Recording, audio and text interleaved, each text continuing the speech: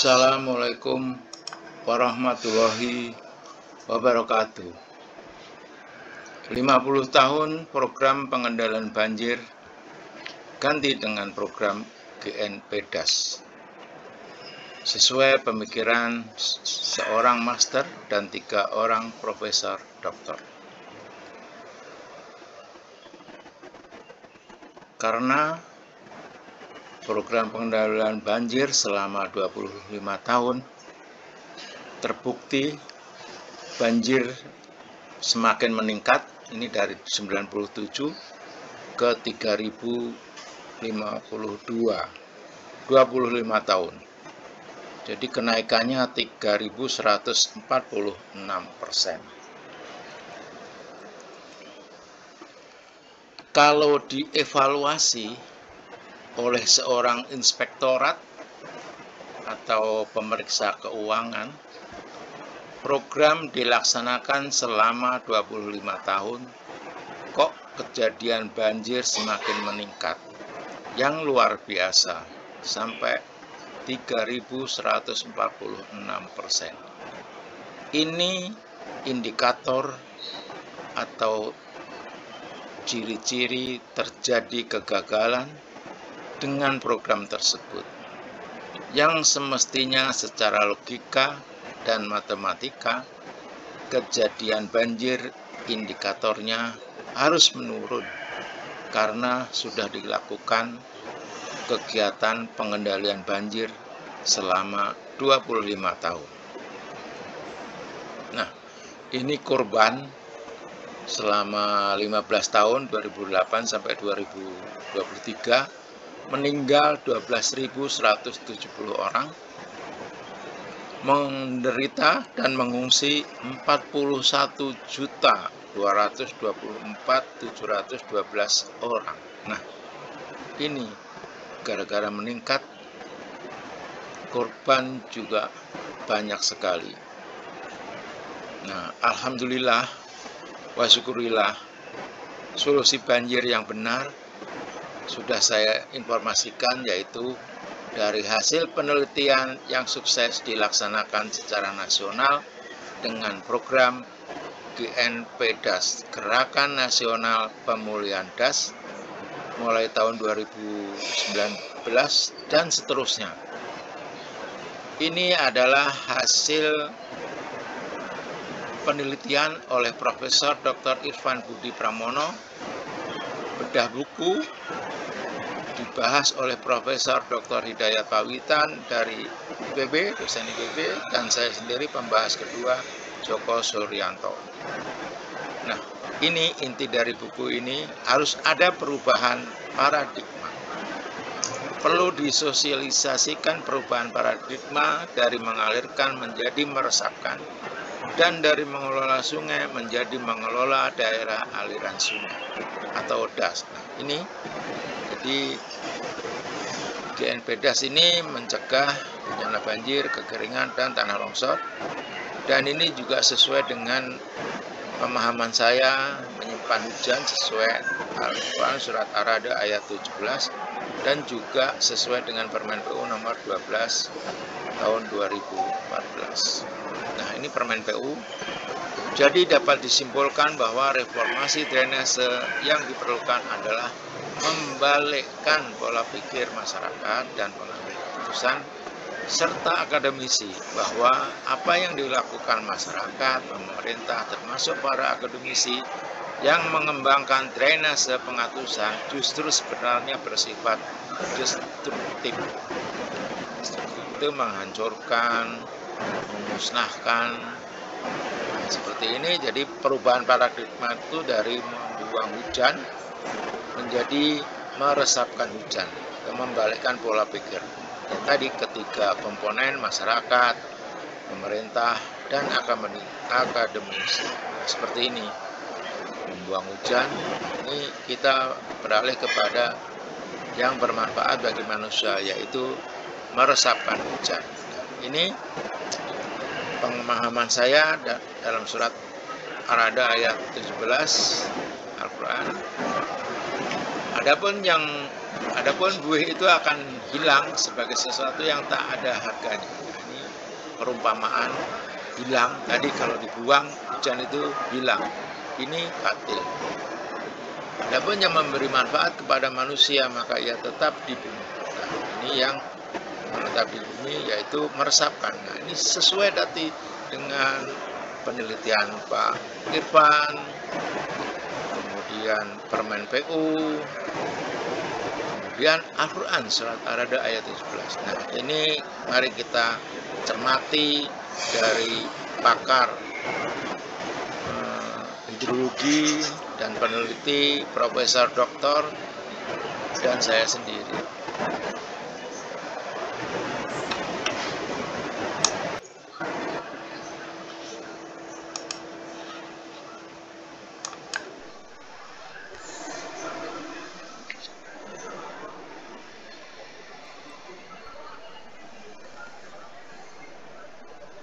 Tapi kita kembali lagi tadi Pak, filosofi bahwa hujan itu kalau kita sudah koefisien runoff-nya itu sangat besar sekali, terus kali hujan untuk mengendalikan banjir itu terus kita buang, itu Pak, filosofinya nggak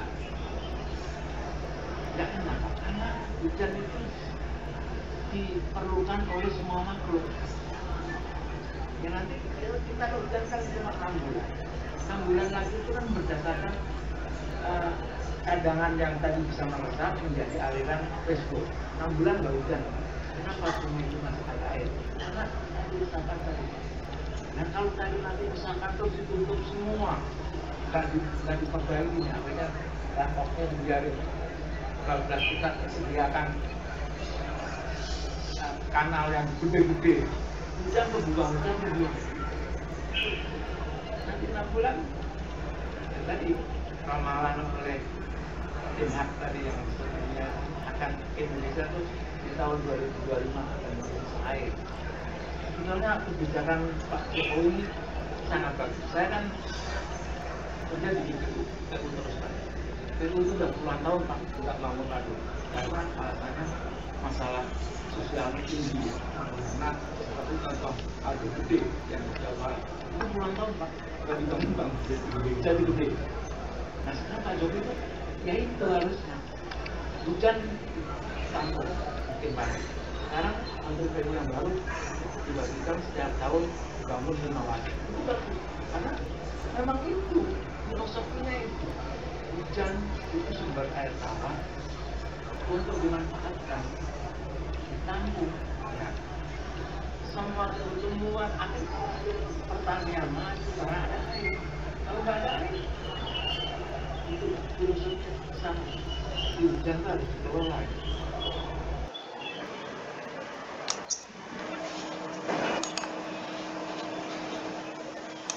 Kemudian Pak Gubernur tadi mengatakan bagaimana solusinya untuk mencegah banjir di Semarang dan sekarang pada khususnya. Kita mungkin harus merubah paradigma tentang menanggulangi banjir. Yang selama ini kita mengatasi banjir adalah mengalirkan air dari tempat kita ke tempat yang lain supaya air cepat mengalir ke situ. Nah ini harus dirubah paradigmanya. Sekarang dirubah bukan mengalirkan tapi meresapkan, karena dengan meresapkan itu akan membantu suplai air tanah. Nah, bagaimana meresapkannya? Itu ada bermacam cara. Untuk area hutan dan kebun kita bisa bikin roak seperti ini, jebakan air. Jadi air yang hujan yang jatuh di sana tidak akan langsung mengalir ke bawah, tapi ada tertahan di beberapa tempat dulu. Kemudian di lahan pertanian itu dengan membuat embung-embung, dan mungkin tadi sudah disampaikan juga sudah dilakukan, mungkin itu yang perlu kita perbanyak. Kemudian yang ketiga, nah ini yang perumahan-perumahan yang tidak bisa kita hindari karena penduduk bertambah, maka perumahan bertambah. Namun kita bisa cegah perumahan-perumahan tadi bisa meresapkan air dengan membuat sumber resapan di masing-masing rumah dan sumber resapan komunal di komplek-komplek perumahan, sehingga kalau bisa di komplek perumahan itu adalah nol aliran permukaannya. Semua air hujan yang jatuh di permukaan, di atas permukaan perumahan tadi itu semua masuk ke dalam tanah. Perhitungan kami untuk contoh Jakarta kemarin dengan adanya sumber resapan ini bisa mengurangi banjir di Jakarta sekitar 20%.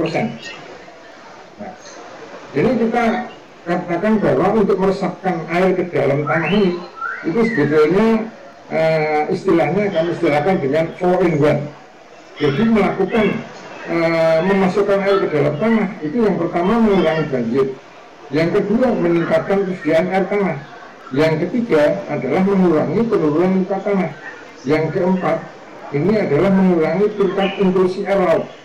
Nah, sebetulnya dengan memasukkan air hujan ke dalam tanah itu kita mengatasi berbagai masalah yang terjadi di banyak daerah. Namun demikian untuk memasukkan air ke dalam tanah ini juga harus memperhatikan beberapa daerah yang rawan longsor, kemudian daerah dengan tinggi muka air tanah yang kurang dari 3 meter. Karena kalau kita tidak hati-hati memasukkan air ke dalam tanah untuk daerah yang rawan longsor itu bisa malah memicu terjadinya longsor.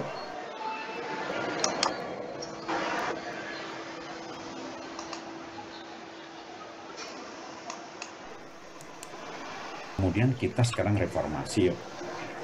Kalau kita punya hujan sekarang ini, cepat alirkan, atuskan ke sungai, buang ke laut. Air hujan tuh kayak gitu sekarang nasibnya itu. Harus ditayang nggak, Mbak? Iya, Pak. Ya, ada hujan dikit aja langsung buatkan saluran drainasi buang.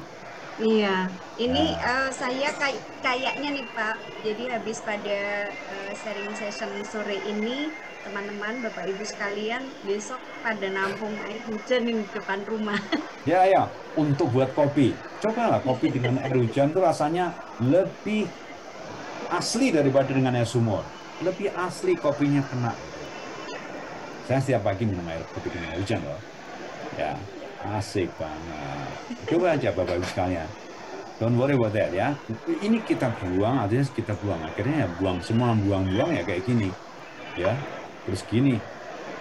Uang kita habis untuk membuat saluran drainase, semua di drainase dibuang.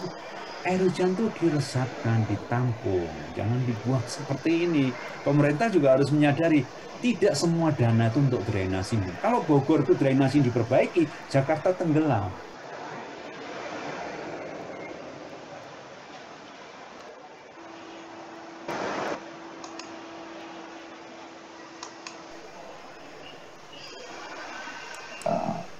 Air tanah itu. Jadi kita harus pandai-pandai barangkali mengelola menurut saya kondisi iklim yang justru istimewa ini. Jangan justru kita menganggap bahwa hanya La Nina ini sebagai ancaman, tapi kita perlu pandai-pandai mengelola karakteristik iklim ini untuk berbagai macam keperluan, untuk sustainable development kita, untuk pengelolaan sumber daya air, untuk pengelolaan pertanian dan lain sebagainya.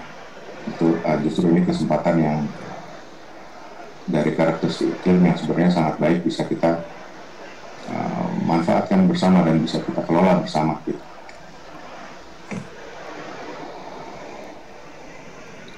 Selanjutnya, jadi sebenarnya yang sering saya sampaikan juga dan sering saya advocate dalam meeting-meeting atau dalam pertemuan atau dalam diskusi yang terkait air biasanya itu hujan berlebih yang berdampak pada banjir dan hujan yang tidak ada atau kering yang berdampak pada kekeringan itu kan sebenarnya dua sisi dari mata uang yang sama. Jadi mengelolanya itu harus secara satu paket gitu. Framework kita atau mindset kita barangkali ketika kita mengelola atau menghadapi musim hujan atau air yang berlebih atau kadar La Nina itu barangkali ya tentunya Bapak Ibu barangkali juga lebih tahu dari kami gitu. Di mana kita ini justru dengan tidak secepat-cepatnya membuang air itu ke sungai dan kemudian ke laut, kita bagaimana caranya kita menahan air ini sebanyak mungkin di daratan untuk bersiap menghadapi kondisi kekeringan yang juga pasti hadir. Itu jadi itu istilah kami mungkin dengan mengatakan bahwa kekeringan dan basah yang berlebih itu sebenarnya adalah dua sisi dari mata uang yang sama. Jadi harus ditangani secara bersamaan.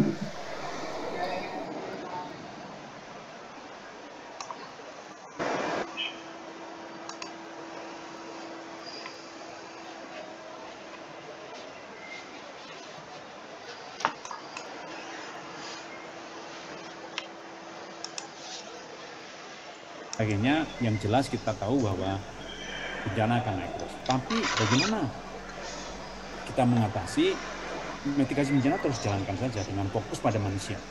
Jadi bukan fokus pada proyek di mana-mana itu. Itu sudah kita lakukan 45 tahun proyek-proyek itu, dan nyatanya tidak berhasil. Dananya miliaran bahkan triliun, tapi tidak berhasil. Tapi bagaimana kalau kita berbalik sekarang? Ayo dana segitu itu untuk menggerakkan masyarakat, melakukan sesuatu, menghadapi bencana secara masif. Apa yang akan terjadi? Jadi bencana akan memunculkan gerakan masyarakat secara masif. Dengan dana-dana tadi, ya tidak ekstrim 100% ya. Berapa persen? Katakanlah 50%, silakan 50% untuk proyek fisik, yang 50% untuk proyek masyarakat. Manusia yang kita rubah mindsetnya, kita rubah semangatnya untuk menghadapi semua, sehingga kalau ada bencana mereka siap, kalau nggak ada bencana mereka sejahtera. Dua-duanya terjadi, sejahtera semuanya.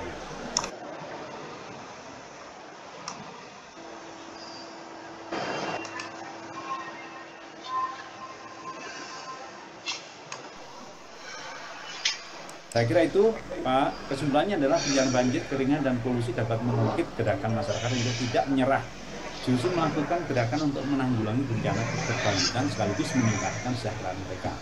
Mendanai gerakan-gerakan berbasis masyarakat sangat perlu. Ini nomor 2 ini, mohon maaf nih, menggantikan proyek-proyek besar ya. Artinya saya sudah merasa ini kalau kita teruskan, kita sudah sungai kita ini, kita talut sungai kita ini nggak selesai. Bukankah Jakarta sudah ditalut semuanya, juga banjir tetap jalan. Jadi coba kita bantu penghijauan, ekologi, masyarakat semuanya. Kalau masyarakatnya kuat menghadapi bencana, kita selamat. Mereka tahu bagaimana memikir dari masalah itu, mereka tahu bagaimana memanfaatkan ketika tidak ada bencana. Demikian, terima kasih Pak Robert. Assalamualaikum warahmatullahi wabarakatuh.